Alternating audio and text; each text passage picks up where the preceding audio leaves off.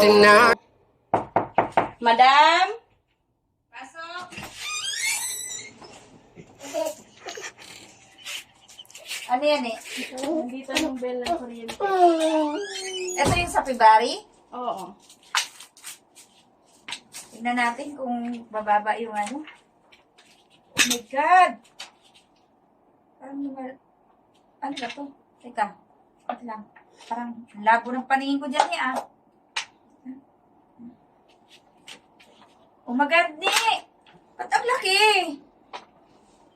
Ano yung nangyari ni? Oh my God, ang laki na. Teka, tingnan ko yung nakaraan nating bill.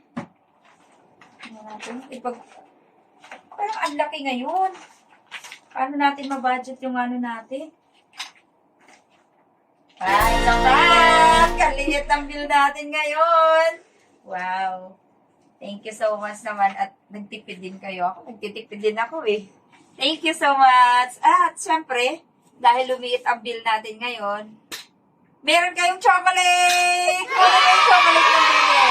Ayan, meron kayong meron. Yay! Ito, bigay ko to sa inyo. Dahil lumiit yung bill natin ngayon from 4,783 noong January. Noong December naman, 5,041. At ngayon, 3,878 na. Hindi mo alam?